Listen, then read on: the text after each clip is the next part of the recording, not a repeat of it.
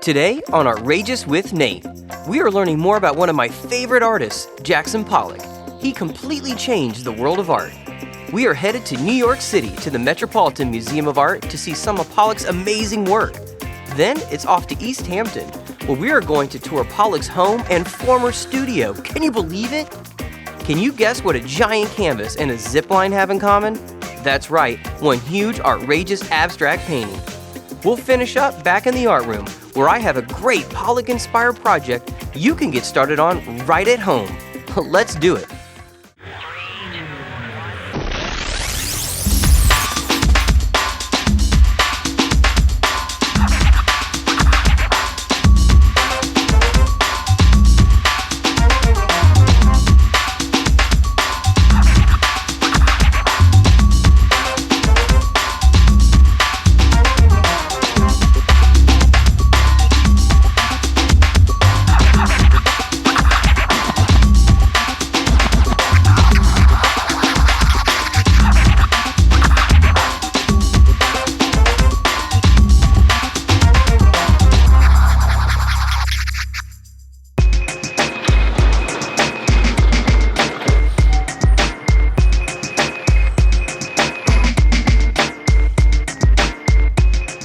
We're here in New York City.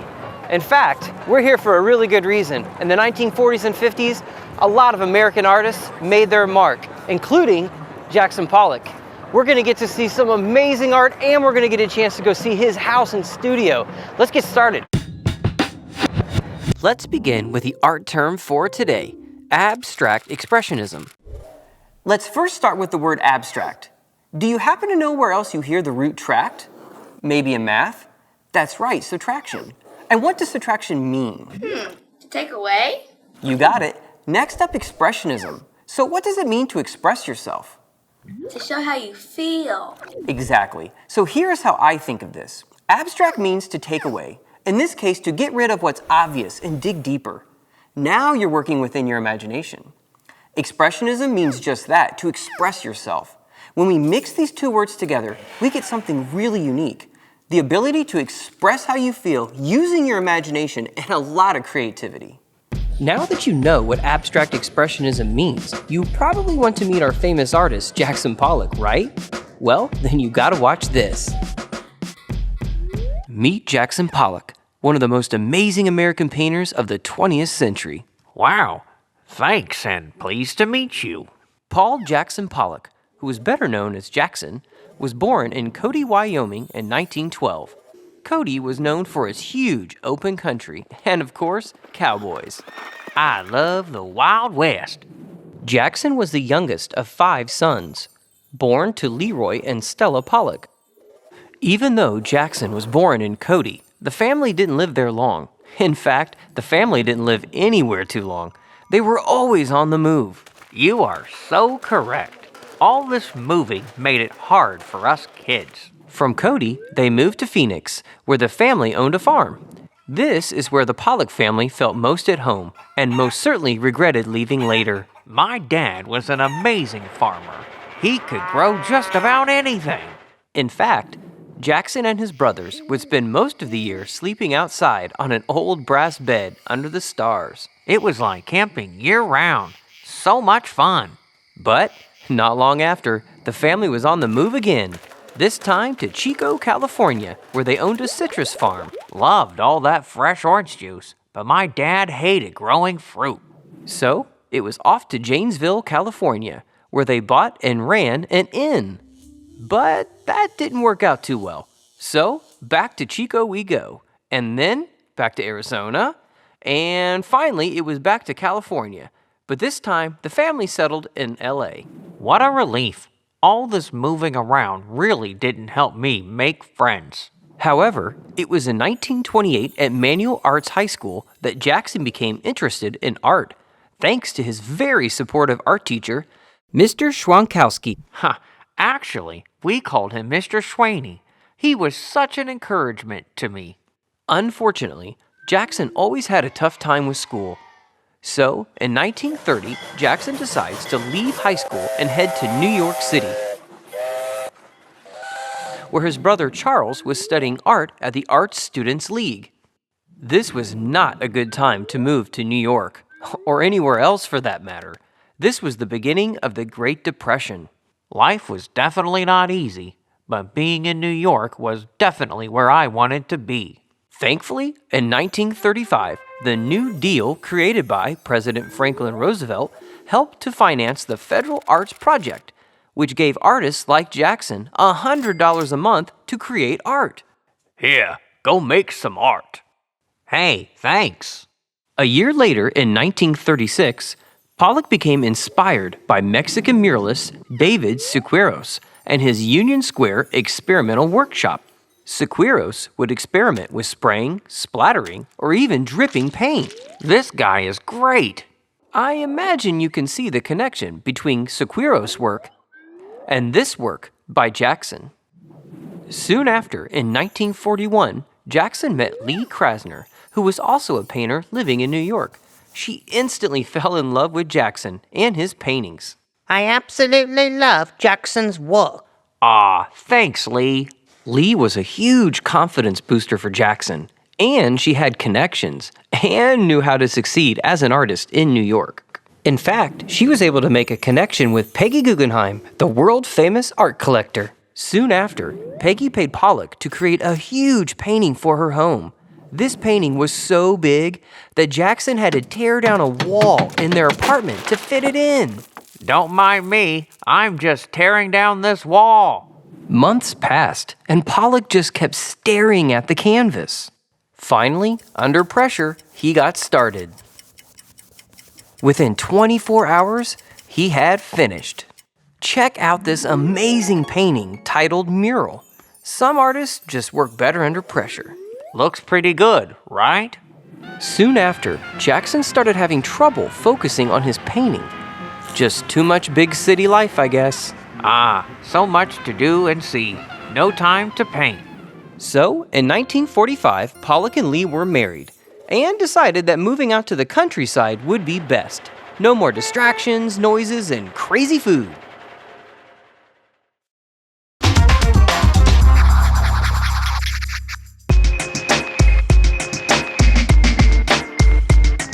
And what better place to move than the beautiful town of East Hampton? We are actually going to get a chance to tour not only Jackson Pollock's former home, but also his former studio. Let's go get inside and take a look. Hi, Helen. Hi, good to see you, Nate. Well, so glad to meet you. This is Helen Harrison, and she is the director of the Pollck-Krasner Home and Study Center, and she is so wonderful to give us this amazing tour. Happy to have you here. Oh, we are beyond excited to be here.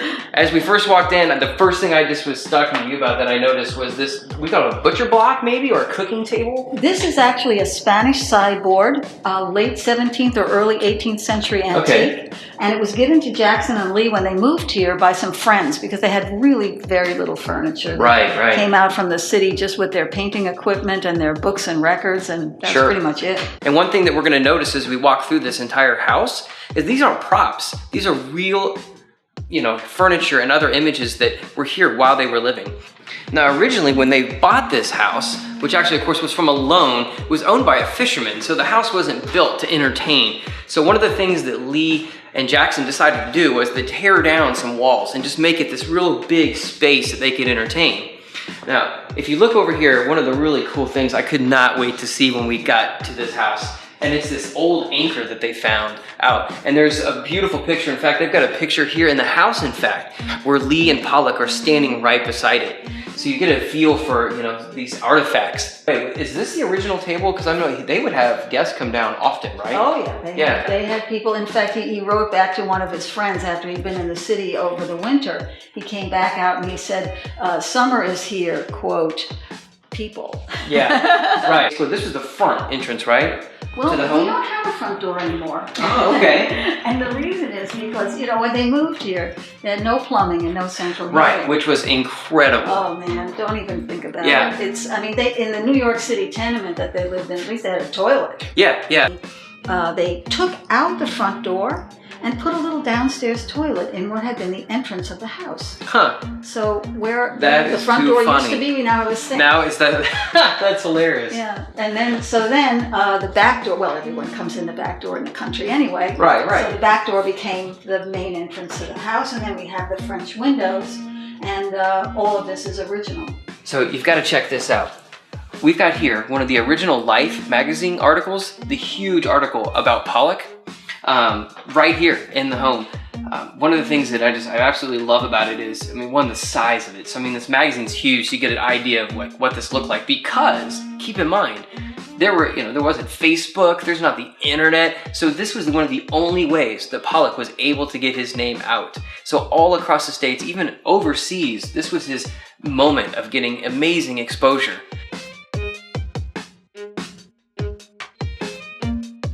What we're looking at here is their bedroom.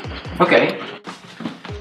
This room, when they lived here together, they had twin beds. And of course, she lived here for 28 years after he died, so Right, she so- put in the double bed. Sure. And we still have all of her. This is the least changed room in the house. This still Wow. has all of her knickknacks. That's We awesome. even have her spider plant. Are you over there serious? In the window. That's awesome.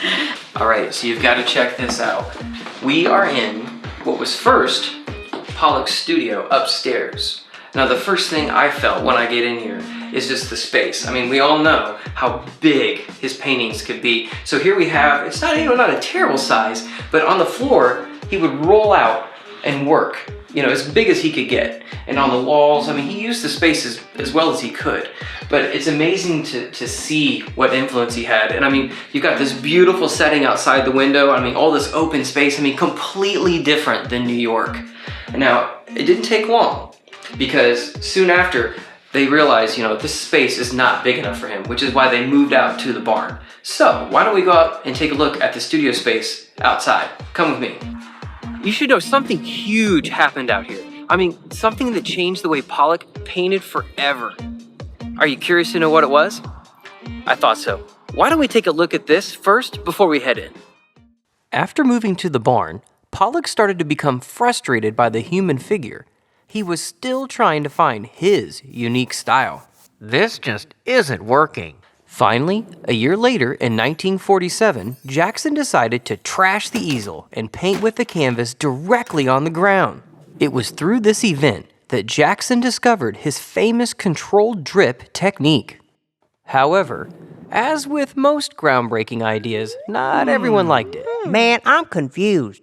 Actually, let's just say not everyone understood Jackson's technique. This is different, like my hat. It wasn't until 1949 when Life magazine printed a huge article asking if Jackson was the greatest living painter in America. Hey, I look pretty good there. This article exposed the nation to Jackson Pollock and his revolutionary technique. It also intrigued a famous photographer, Hans Nemeth. Hey, nice to meet you. In fact, Pollock grew to like him so much that he even let Hans make a film documenting his technique. Check it out. Throughout the next few years, Jackson Pollock's fame grew. However, his confidence was always low since he could only sell a few of his paintings.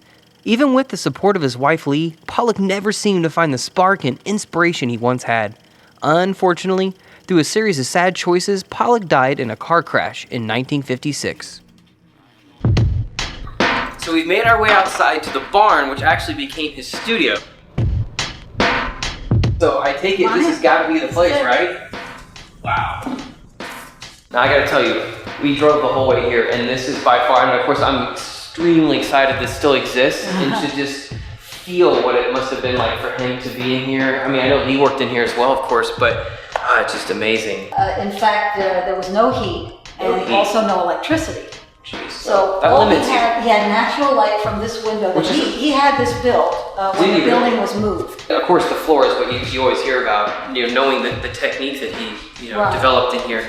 But just to see the outline of where these canvases were And laying you on can the ground. actually, see which one was lying where in different times when he was Sure. working on them by identifying the colors that he was using at the time. No kidding. I mean, it's just beautiful to look at. And look at this wonderful kind of Oh, I know. Just throughout flash here. here where he's just kind of almost like he's kind of testing out his arm to see how it's Yeah, doing, yeah. and then go and do the painting.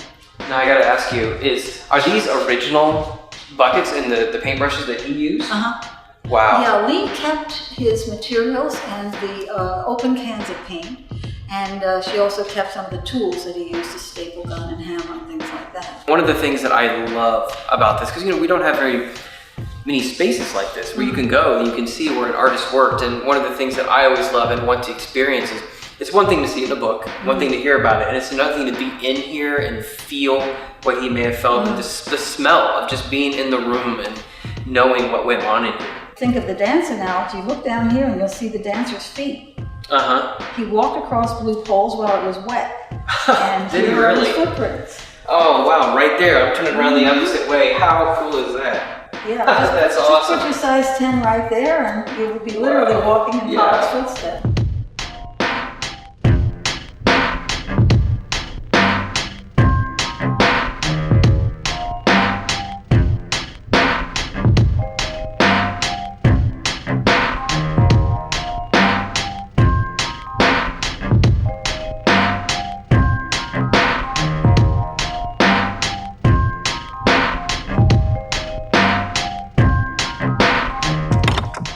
Would you like to go see some of the work that Pollock actually made out here in this studio? I know I do. Let's head to New York to the Metropolitan Museum of Art, where we're gonna get to see some of his work. Follow me.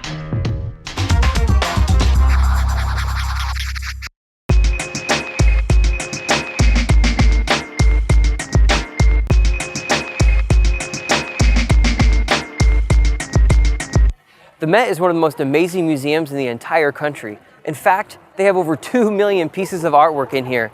And they actually have one of the largest collections of Jackson Pollock's work. Let's go take a look inside. Take a look at this beautiful painting behind me. It's called Pasiphae. Now, believe it or not, the name Pasiphae is the name of a Greek mythological daughter. As you look back here, there's a lot of different influences that came into this painting. One of which came from the Mexican muralists that Pollock loved so much. And you can see that with all of the beautiful colors, and certainly with all of these different symbols that were within the painting. And if you get a little bit closer, you start to see some influences from Pablo Picasso. And you can see that with these bold lines that are on the paintings, and certainly with these abstract figures that we have here. As we stand here, do you see any of those three figures that I'm speaking about? No? Let's zoom in a little bit closer so I can give you a hand. Do you see these two simple figures standing on either side of the painting? And there is one more here in the center that's reclining. They're kind of difficult to see. Even though we can see the figures within the painting, they are definitely from Pollock's imagination. So we could still call this painting abstract. One of the things I absolutely love is you start to see Pollock's unique style, his voice, starting to come through. One thing he's just starting to experiment with is paint viscosity. Wait, do you know what paint viscosity is? No? Okay, let me help you. It involves a little bit of science, so let's go take a look. So what is viscosity? Simply put, viscosity is the measure of resistance of a fluid, which is being changed by stress. Yeah, that was a bit confusing. Let's try an experiment instead. First thing you're gonna need are some cups. I've got 3 plastic clear cups. I also have a marker to make a mark to make sure I fill each cup exactly the same. The next thing I've got is some simple pancake syrup, and I got a glass of water here. And lastly, I've got some honey. Let's get started. Step 1, take all 3 cups and your tape, and let's tape them together. That way we can make them pour all at the same time. After you've taped the cups together, the next thing you need to do is use your marker and make a mark so that each cup can be filled equally. Next step, fill each cup equally with the 3 different liquids we have.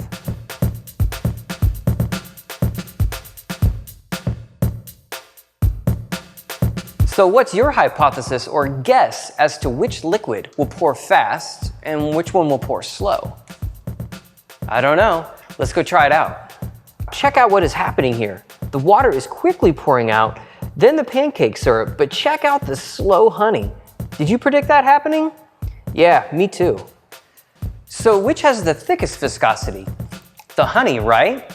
And the thinnest? By far the water. Now that you know what viscosity means and what it looks like, let's go back to Pollock's painting. Now that you know what paint viscosity is, I have an idea. They have another painting here in this museum, made just a few short years later, where Pollock completely changed the way he used paint viscosity. Let's go check it out. Wow, look at this.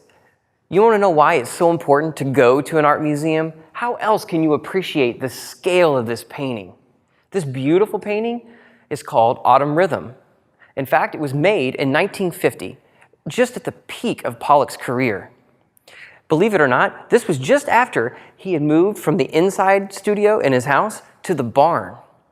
This big painting, it stands over 9 feet tall and over 17 feet wide. If I think about it, I believe that's the same size of an elephant from trunk to tail. Whoa. I bet you didn't think we had an elephant with us, did you? Autumn Rhythm. Interesting title, isn't it? Let me help you better understand why. Now you have to remember, Pollock painted this in the fall of 1950. Think about how nature is changing during that time. You have the warm air changing to cold, the changing of the seasons. You also have to remember, this is a beautiful example of how Pollock was able to let things happen, but still remain in control. A lot of people, they look at this painting and they're just overwhelmed, confused by it. They think he didn't know what he was doing, but that's completely wrong. Pollock was in complete control of this painting. It's kind of difficult to understand, isn't it? I have something that will really help you out. Watch this. Think of it this way. Let's get a band together. Better yet, a jazz band. In order for these musicians to play music, they have to study, practice, learn different styles of music, different musicians, and learn how to read music. Even though Pollock was a painter, he did something very similar. He studied art history, learned different techniques and styles from different artists, and practiced for years. However, some musicians like to use something called improvisation. This is where they take everything they know about music and create something new in the moment, not planned out. It's happening right then and there. They are letting the music and the song help control the notes. This type of playing is not found on sheet music. It's in their imagination.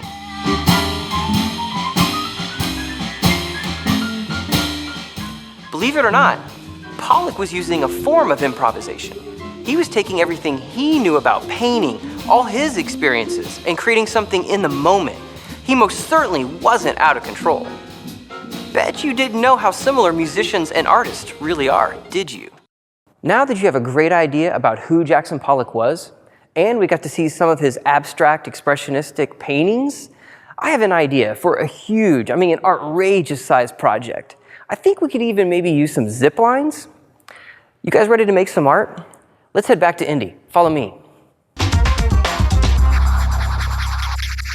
We're back here in Indy, and I have a few of my young artist friends, and we're going to make a billboard-sized, gigantic painting using a zip line.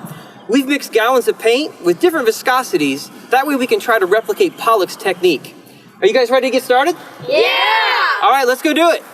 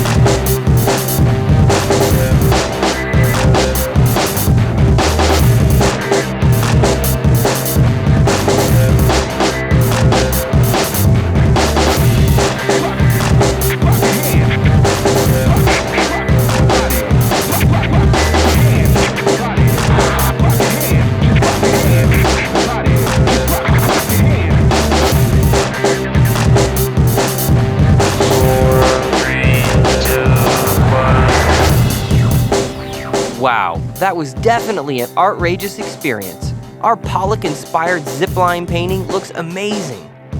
I am so proud of what our friends created. Pure awesomeness. I tell you what, let's head to the art room. I have an idea for a Pollock-inspired painting that you can do at home. Follow me. Let's take a look at what we're going to need for this project. The first thing we're going to need for this project is paint. Any paint will do. Tempera paint, acrylic paint, whatever you have around the house. The next thing we're going to need is some water. In order to change the viscosity of the paint, we need to have water to dilute it. Next thing we need is paper. And after that, let's go ahead and get some masking tape to create the frame and brushes. And believe it or not, you could also use sticks or some pencils. I think we have all the supplies we need. Let's get started. First thing we need to do is create a border with tape. Using clothing or a table, be sure to take some of the stick out of the tape since we want to take it off later without tearing the paper. Next, we change the viscosity of our paint using a little bit of water. We wanted something similar to pancake syrup. Begin your design using the black paint. Be sure to experiment and see what happens when you have more or less paint on your brush or pencil. Don't forget, we are using Pollok's technique, so try your best to remain in control of the paint.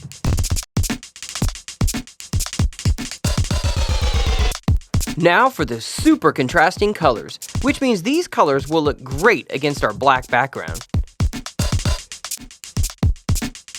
Again, experiment using different amounts of paint or how you move your hand over the paper.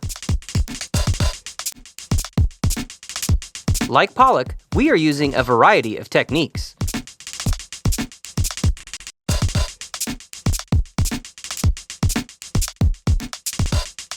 Check out these amazing, very colorful Pollok-inspired paintings. We can't wait to hang these up.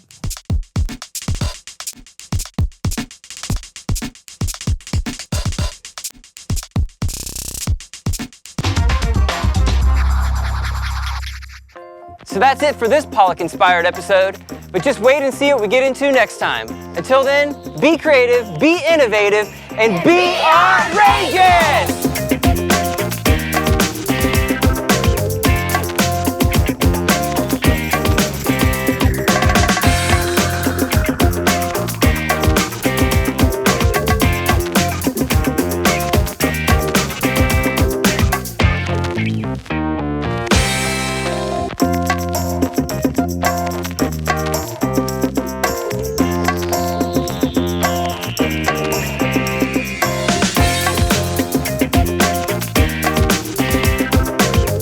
Did you make or do something creative?